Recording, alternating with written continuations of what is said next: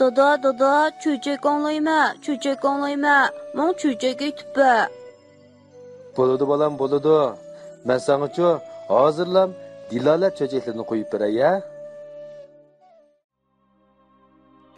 Assalamu alaykum. Dilalet çöçeklerini yaktırıp anlap kelavatkan umaqlarım, keşlikanlar hayırlik bolsun.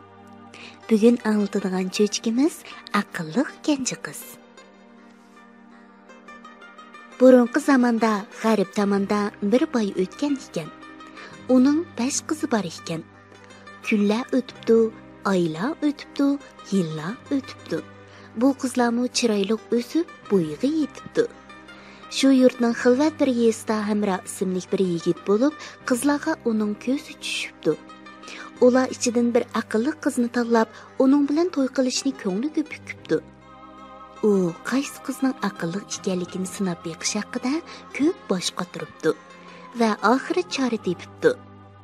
Shuning bilan u bir oltin uzuk oldi va oltin uzukni ko'l beshidagi sugat chexiga sho'lisi suvga tushib turadigan qilib ilib qo'yibdi. Bir kuni qizlarning cho'ngi ko'l bo'yiga suvga chiqibdi. U suv olay deb ko'lga shundoq qaragan ekan, bir oltin uzuk uning ko'ziga cheliqibdi. U qiz xo'shal bo'lib, uzukni suzib olay deb qo'lini suvga solgan ekan, suv bir davolg'ubla oltin uzuk ko'zdan g'oyib bo'ldi. Suv jim bo'lgandan keyin qarasa, oltin uzuk yana ko'lda paydo bo'ldi. U yana qo'lini suvga soldi, lekin oltin uzuk yana ko'zdan g'oyib bo'ldi. Bu qiz shuncha haplashibmi uzukni ololmay, suyini ilib hasrat bilan uyga qaytibdi. Atsi ikkinchi qiz suvga chiqibdi. U ko'l bo'yiga kelib, shundoq qarg'udek bo'lsa, ko'lda bir oltin uzuk turg'udek. U qo'lini solgan ekan, suv bir davolg'ubla oltin uzuk ko'zdan g'oyib bo'ldi. Suv jim bo'lganda qarasa, uzuk yana suvda paydo bo'ldi. U yana bir hozagacha ovora bo'ldi. Lekin uzukni topolmabdi. Yana bir kun o'tibdi. Suvga chiqish navbati 3-chi qizga kelibdi. U ko'l bo'yiga kelib shundoq qarasa, ko'lda bir oltin uzuk turibdi. U ochilaridek suvga qo'l selib uzukni suzib olmoqchi bo'ldi. Lekin u uzukka erisholmay suyini elib qaytibdi. 4-chi qizmi uzukni ololmabdi. Endi suvga chiqish navbati kenji qiziga kelibdi.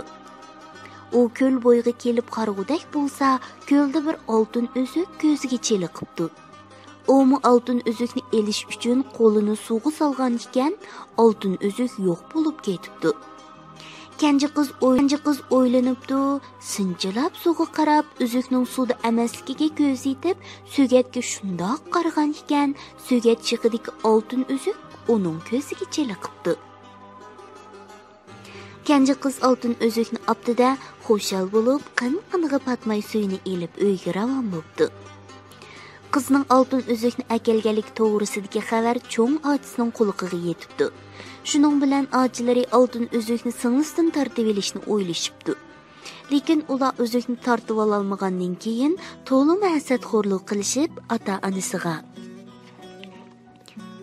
"Kenji singlimiz yomon yo'lga mengib qopdi. Bir gadoy bilan to'y qilmoqchi bo'ldi va uning bir tal oltin uzukini oldi" deb chiqibdi. Qizning ota-onasi bu gaplarga ishonib, qizga ahonat qilib, "Ey, yuzi qilin. Nimishqi bir yolon to'sh bilan to'y qilmoqchi bo'lding, ha? Boy-boyning qayoshi, kambag'alning qayoshi. Sen bizning yuzimizni tushiribsan. Yo'qol ko'zimizdan, yo'qol. Senda qizimiz yo'q. Mang, shu gadoy bilan nega borsang bor?" debdi. Kenji qiz azoblanib, "Hurmatli dada, ana, menga ishoninglar-chi. Men boshqalardan uzuk olmadim. Bu uzukni ko'l bo'yidagi sugatdan olgan edim" debdi. Biroq qizning ota-onasi bu gaplarga ishonmay, uni uydan haydab chiqaribdi. Bu bechora qiz haydab chiqarilgandan keyin uning boradigan yeri yo'q, ko'z ish qilgan peti bir besib, ikki besib ko'l bo'yiga kelibdi. Ko'l bo'yida oppoq soqolli bir bo'y o'ltirgan ekan. Bu qizning yig'lab, to'liq masratlanayotganligini ko'rgan bo'y muloyimlik bilan Nimanç qayg'urisiz qizchaq? deb so'rabdi. Qiz buvayga ko'l bo'yidan oltin uzuk tepib olganligini, keyin ochilarining qilgan yomonligini, natijada ota-onasining uydan haydab chiqarganligini bir-birlab so'zlab beribdi. Buvay buni anglagandan keyin uningga hesdashlik qilib, Qayg'urmang qizchaq, qayg'urmang. Yuring, men bilan menging. Manga yetishalasınız, billa menging. Yetishalmasangiz, Assamning iziga qarab mangsangiz bo'ladi. debdi va g'assiga tayanganicha mengibdi. Qiz buvayning orqasidan agishib mengibdi. Lekin birdamdan keyin buvayga yetishalmay yiroqda qoldi. Shuning bilan qiz asining iziga qarab mengibdi. Cho'lda yolg'iz qolganligidan qo'rqib yig'labdi. U yig'lagan payti hasining izini besib oldiga qarab mengayveribdi. Bir hazamangandan keyin bir mahallaga kelib qopdi. Bu mahallada chiroyli bir uy bo'lib, eshik oldidan bir kishi turgan ekan. Qiz uning oldiga kelib, "Hasiga tayinib o'tgan buvayni ko'rdingizmi?" deb so'rabdi. Qizning so'zi tugamayla uydan chiroyli bir yigit chiqibdi. Qiz sinchilab qarasa, bu yigit hasiga tayangan buvayga bakmi o'xshab ketibdi.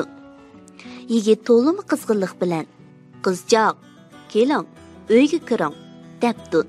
Qiz bu yigitning to'limi qizg'in siliq muomalasini ko'rib uyga kiribdi. Yigit qizga, "Qayg'urmang, mana bu ham sizning uyingiz, ham mening uyim bo'ladi." Qiz bu gapni anglab to'limi hayron bo'lib, "Qandoqsiga mening ham sizning uyingiz bo'ladi?"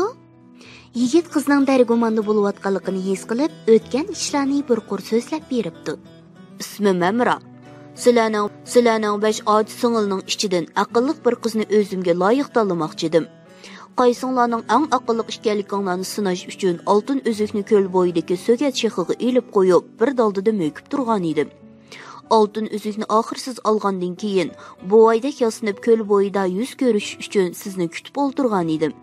Siz uydan haydab chiqarilgandan keyin men sizni o'z uyimga boshlab keldim. Qizchaq, men o'ylab yurgan chiroyli, aqlli qiz siz bo'lasiz." Qiz Hamraning so'zini anglab, ham xushal bo'pti, ham izzat tortib yerga qarabdi. Kenji qiz yigitning to'limi samimiy sodiq ekanligiga ko'zi yetib, Hamra bilan to'y qilishga ma'qul bo'pti. Ular xushal-xuram to'y qilib, bir-biriga sodiq bo'lib, baxtli turmush kechiribdi.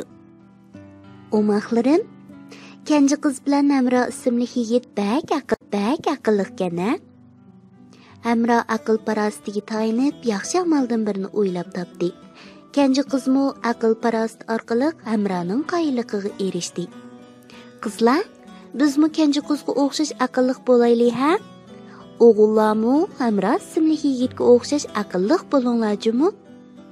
Kech bo'lib ketibdi, amis bugun baldur uxlanglar. Atmu shu vaqtda Dilala Unidar salonida ko'rishaylik. Tatli tushlar sizlarga Hamra bo'lsin.